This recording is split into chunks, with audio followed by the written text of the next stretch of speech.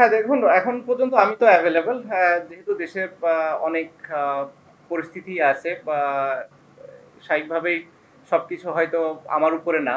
আ স্বাভাবিকভাবে ওই জিনিসগুলা আমি বিসিবির সাথে ডিসকাস করেছি যে তাদেরকে বলা হয়েছে স্বাভাবিকভাবেই যে আমার কি প্ল্যান স্পেশালি টেস্ট ক্রিকেট নিয়ে। এই টেস্ট এবং হোম সিরিজ আমি মানে যেটা ফিল করেছিলাম যে আমার লাস্ট সিরিজ হবে টেস্ট ক্রিকেটে স্পেশালি। তো ওইটা নিয়ে আমার চিন্তা ছিল এবং এভাবেই ফারুক ভাইয়ের সাথে এবং বোর্ডের সিলেক্টরদের সাথেও কথা বলা হয়েছে যে যদি সুযোগ থাকে আমি যদি দেশে যেয়ে খেলতে পারি, মিরপুর টেস্ট হবে আমার জন্য লাস্ট স্পেশালি টেস্ট ক্রিকেটে। এবং সেই কথাটা বোর্ডের সবার সাথে বলা হয়েছে এবং তারা এই বিষয়টা জানে এবং তারা চেষ্টা করছে যে কিভাবে এটাকে সুন্দরভাবে অ্যারেঞ্জ করা যায় এবং যাতে করে আমি যে খেলতেও পারি এবং নিরাপদ ফিল করি। অ্যাট দি সেম টাইম যখন দেশের বাইরে আসার দরকার হবে এবং দেশের বাইরে বের হতেও যেন আমার কোনো সমস্যা না হয়, এই জিনিসটা বোর্ড খেয়াল করছে এবং যারা এই বিষয়গুলোর সাথে রিলেটেড মানুষ আছে তারাও এই বিষয়টা দেখবে এবং দেখছে বলে আমি মনে করি এবং তারা হয়তো আমাকে একটা ডিসিশন দিবে যেটার ভিত্তিতে আমি হয়তো বা দেশে যে খুব ভালোভাবে খেলে অ্যাটলিস্ট টেস্ট ফরম্যাটটা ছাড়তে পারবো। না, না, অবশ্যই কষ্ট কিংবা অভিমান থেকে নেয়া না। আমার কাছে মনে হয় যে this is the right time a a move on করার জন্যে এবং নতুনদের আসার সুযোগ তৈরি করে দেওয়ার জন্যে।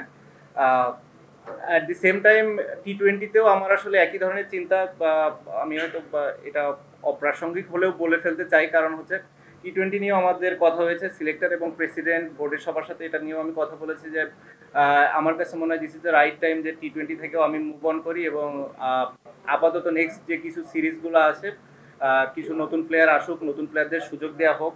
অ্যাট দি সেম টাইম আমি যদি ফ্র্যাঞ্চাইজি লিগ খেলাগুলোর সুযোগ পাই, এখানে ভালো করতে থাকি।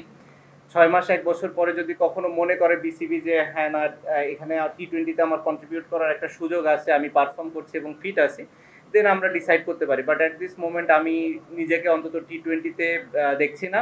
আর সাউথ আফ্রিকা যেহেতু টেস্ট সিরিজ আমার ইচ্ছা আছে যে লাস্ট সিরিজ হওয়ার। সো বেসিক্যালি আপনারা বলতে পারেন যে মোটামুটি ২ টা ফরম্যাটে আমি আমার শেষটা অন্তত দেখছি। আমার কাছে মনে হয় নতুন, নতুন কিছু প্লেয়ারদের সুযোগ দেওয়া উচিত এবং তাদেরকে দেখার এটাই সবথেকে বড় সময় কিংবা সুযোগ। এটা আছে, এরপরে হয়তো ওয়েস্ট ইন্ডিজ আছে, তারপরে আরো কিছু ইয়ে থাকবে। আমার মনে হয় ২০২৬ সালের যদি দিকে বাংলাদেশ ক্রিকেট বোর্ড চিন্তা তাকায় তাহলে সেটাই হবে সবথেকে ভালো দিক এবং এটা আমরা সবাই মিলে ডিসিশন নিয়েছি এবং আমরা সবাই এটাতে একমত। আমার আমার তো মনে হয় শেষ ম্যাচ খেলে ফেলেছি আমি ওয়ার্ল্ড কাপ।